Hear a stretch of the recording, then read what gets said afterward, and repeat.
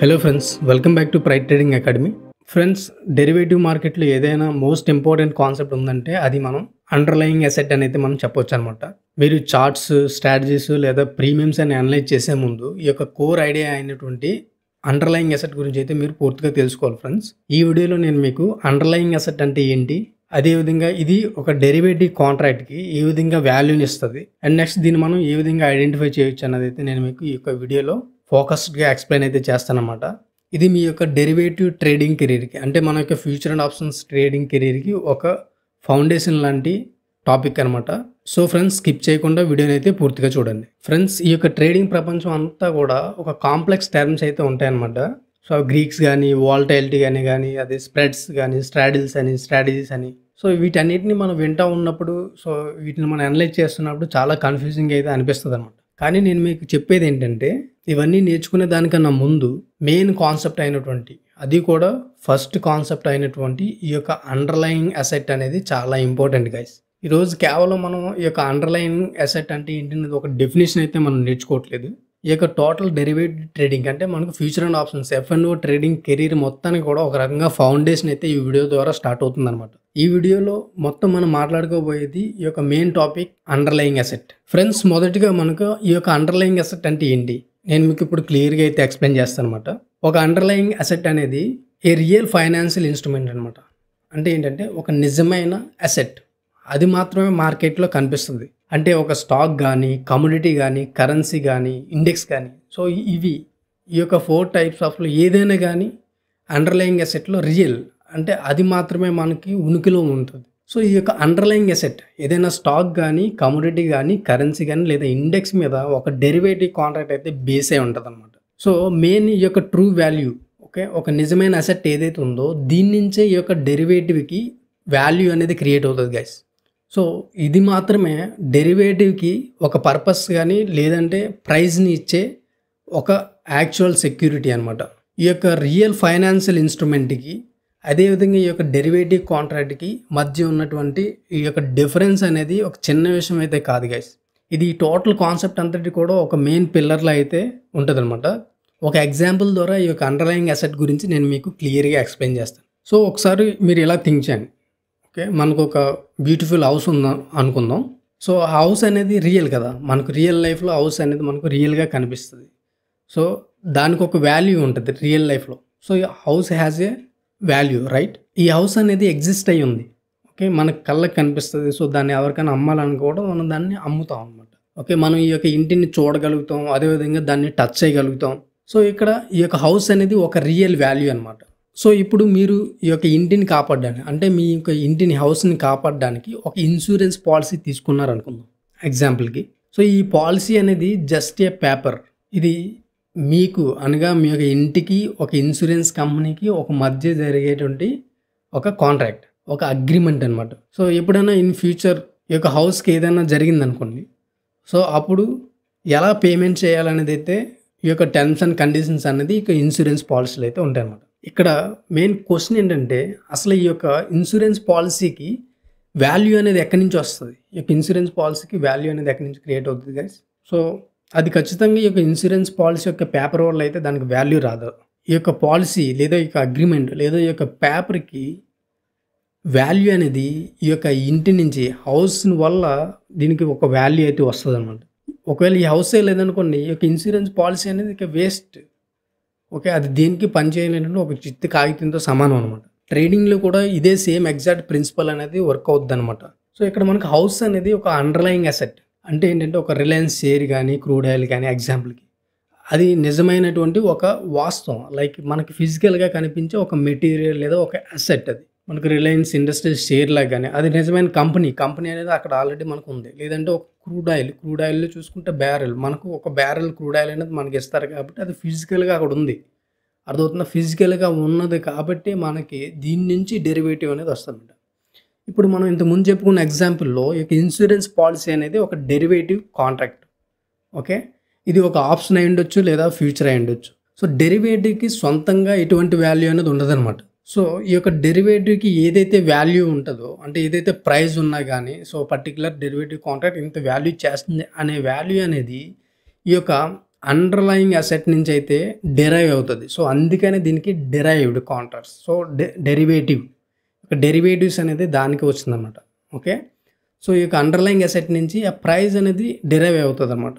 So అందుకే వీటిని మనం డెరివేటివ్స్ అని పిలుస్తాం. వీటికి ఉన్నటువంటి వాల్యూ అనేది ఇంకొక అండర్లయింగ్ అసెట్ నుంచి, ఫిజికల్గా ఉన్నటువంటి అసెట్ నుంచి అయితే డెరైవ్ అవుతుందన్నమాట.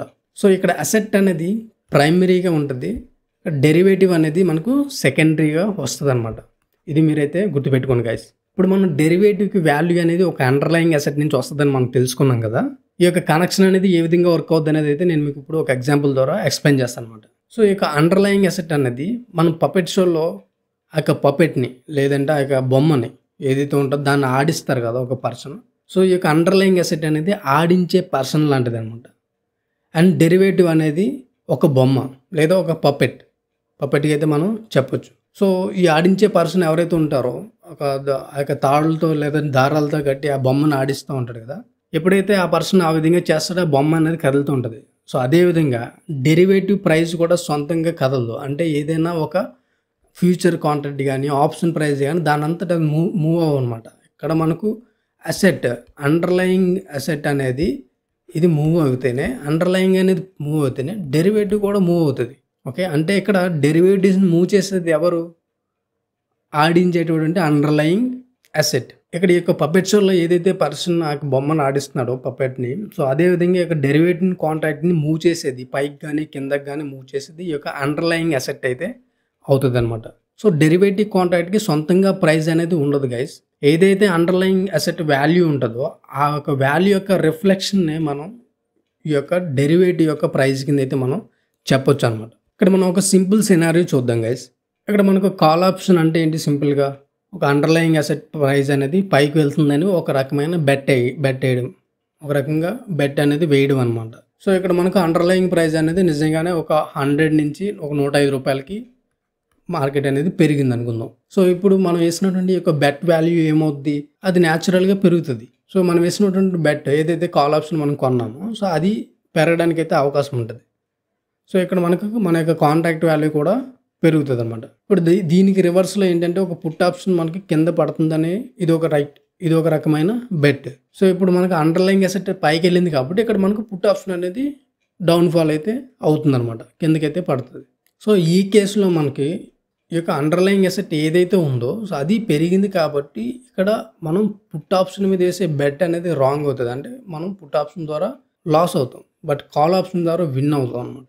సో ఒకవేళ ప్రైస్ అండర్లయింగ్ అసెట్ ప్రైస్ అనేది ఒకవేళ పడింది అనుకోండి, అంటే కిందకి మూవ్ అయితే ఏం జరుగుతుంది అనేది మనం ఇంకొక సెకండ్ సినారియో చూద్దాం. సో ఇక్కడ మనకు అండర్లయింగ్ అసెట్ ఏదైతే ఉందో అది మనకు 100 రూపీస్ నుంచి డౌన్ఫాల్ అయ్యి 95 రూపీస్ వరకు కూడా పడింది అనమాట.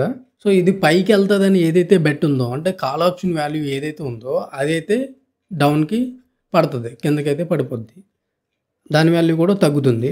కానీ ఇది మనకు కిందకి పడుతుంది, ఏదైతే అండర్లయింగ్ అసెట్ వాల్యూ అనేది కింద పడుతుంది, ఫాలో అవుతుంది అని మనం ఏదైతే పుట్ ఆప్షన్లో బెట్ వేసామో ఇది మనకు ప్రాఫిట్స్ని అయితే ఇస్తుంది అన్నమాట. ఎందుకంటే డౌన్ ఫాల్ అయ్యేటప్పుడు మనకు పుట్ ఆప్షన్ అనేది పెరుగుతుంది. సో ఈ రెండు సినారీలు కూడా ఒక అన్బ్రేకబుల్ లింక్ లాంటివి అనమాట. ఏదైతే మనకు అండర్లయింగ్ అసెట్ ఉందో అదేవిధంగా డెరివేటివ్ కాంట్రాక్ట్స్కి. సో ఈ యొక్క డైరెక్ట్ రిలేషన్షిప్ డెరివేటివ్స్ మార్కెట్కి ఇంజిన్ అనమాట. సో ఇప్పుడు వరకు మనం చెప్పుకున్న థియరీ అంతా కూడా బాగానే ఉంది, కానీ ఒక రియల్ ట్రేడర్ మనకు రియల్ మార్కెట్లో ఏదైతే రియల్గా స్టాక్స్ కానీ ఇండెక్స్ కానీ కమోడిటీస్ ట్రేడ్ అయ్యే మార్కెట్లో ట్రేడ్ చేస్తారు కాబట్టి మనం కాంట్రాక్ట్ పేరు చూసి మనం అండర్లయింగ్ అసెట్ని ఎలా ఐడెంటిఫై చేయాలో తెలుసుకుందాం. మనం మెయిన్గా 4 టైప్స్ ఆఫ్ సెగ్మెంట్స్లో అయితే మనం ఈ యొక్క అండర్లయింగ్ అసెట్ని ఎలా ఐడెంటిఫై చేయాలో తెలుసుకుందాం. అది మనకు స్టాక్స్, అదేవిధంగా indexes and commodities and currencies అనమాట. సో ఇక్కడ ప్రొవైడ్ చేస్తున్న టేబుల్ మీరు కావాలంటే స్క్రీన్ షాట్ తీసుకుంటే ఒక రిఫరెన్స్కి అయితే యూజ్ అవుతుంది అనమాట. సో ఈ ఎగ్జాంపుల్స్ అన్నీ చూద్దాం, అప్పుడు మీకు ఒక లాజిక్ అనేది క్లారిటీగా అర్థమవుద్ది. ఫస్ట్ మనం ఇండివిజువల్ స్టాక్స్ గురించి తెలుసుకుందాం అనమాట. సో ఇక్కడ మీరు రిలయన్స్ 3000 CE అనే ఒక కాంట్రాక్ట్, ఒక ఆప్షన్ కాంట్రాక్ట్ని చూస్తున్నారు కదా. సో ఇక్కడ మనకు అండర్లయింగ్ అసెట్ ఎలా ఫైండ్ అవుట్ చేయాలంటే ఈ యొక్క కాంట్రాక్ట్లో రిలయన్స్ అని కనిపిస్తుంది కదా, ఈ యొక్క రిలయన్స్ అనేది మనకు అండర్లయింగ్ అసెట్, అంటే Reliance industries limited stock. Okay. So మిగతా ఇన్ఫర్మేషన్ ఏదైతే ఉందో ఈ యొక్క 3000 CE అనేది 3000 అనేది మనకు స్ట్రైక్ ప్రైస్ అనమాట. అండ్ CE అనేది ఆప్షన్ టైప్, అంటే మనకు కాల్ యూరోపియన్ ఆప్షన్ అనమాట. సో దీని గురించి మనకు కాల్ ఆప్షన్ పుట్ ఆప్షన్స్ అంటే ఏంటన్నది ఆల్రెడీ నేను ఎక్స్ప్లెయిన్ చేశాను. ఆ వీడియోస్ కావాలంటే పైన కార్డ్స్లో ఇస్తాను, వెళ్ళి చూడండి గైస్.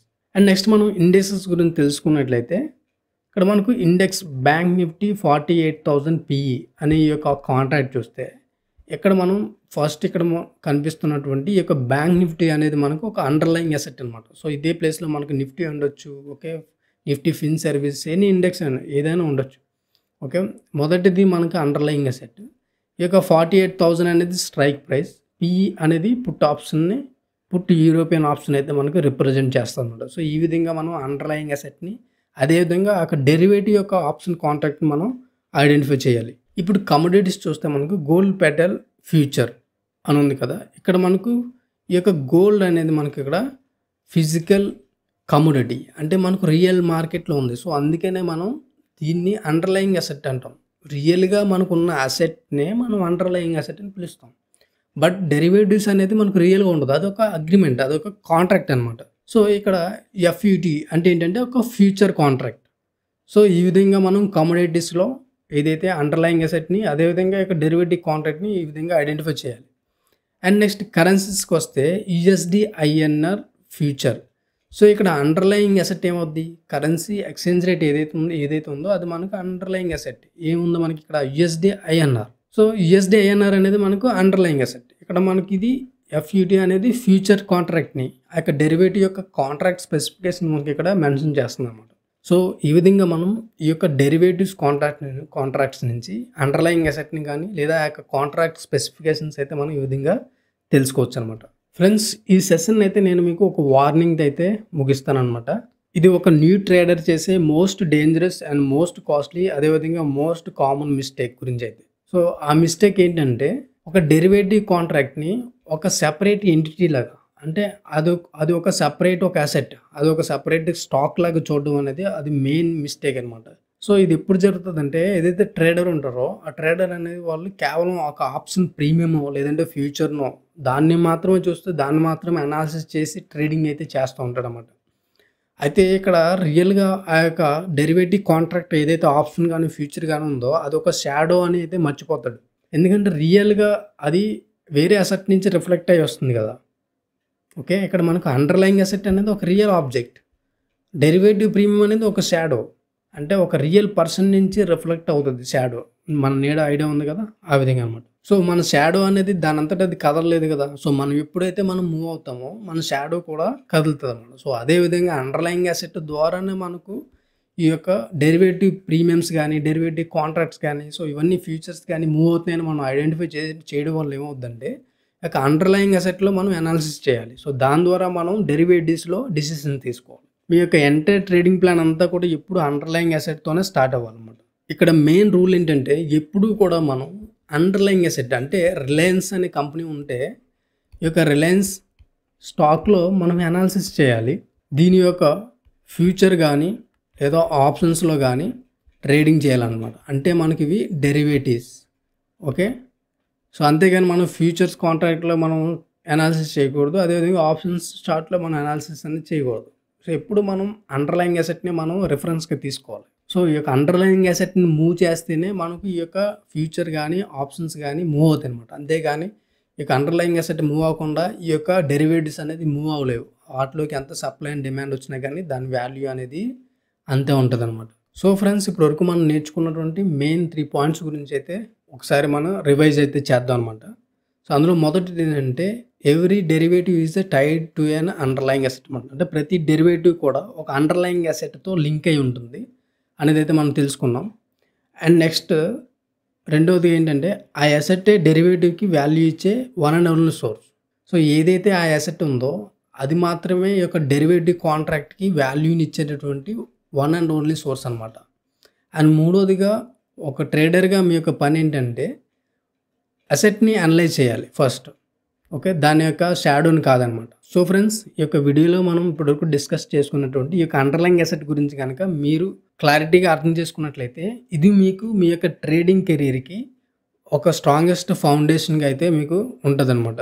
సో ఫ్రెండ్స్, ఈ యొక్క వీడియో ద్వారా ఇప్పటివరకు మనం డిస్కస్ చేసుకున్న టాపిక్ ద్వారా మీరు ఏదైనా ఒక న్యూ కాన్సెప్ట్ నేర్చుకున్నారని మీరు భావిస్తే ప్లీజ్ లైక్ దిస్ వీడియో. అదేవిధంగా ఈ యొక్క టాపిక్ రిలేటెడ్ ఏదైనా డౌట్స్ ఉంటే కామెంట్ సెక్షన్లో కామెంట్ చేయండి గైస్. సో ఫ్రెండ్స్, ఇప్పటివరకు మీరు మన యొక్క ప్రైడ్ ట్రేడింగ్ అకాడమీ ఛానల్ని సబ్స్క్రైబ్ చేయనట్టయితే యూట్యూబ్లో ఇప్పుడే సబ్స్క్రైబ్ చేసుకోండి. అదేవిధంగా డిస్క్రిప్షన్లో ఉన్నటువంటి లింక్ ద్వారా మన యొక్క టెలిగ్రామ్ ఛానల్ కూడా జాయిన్ అవ్వండి friends. So friends, thank you for watching. మళ్ళీ మనం నెక్స్ట్ వీడియోలో అయితే కలుసుకుందాం.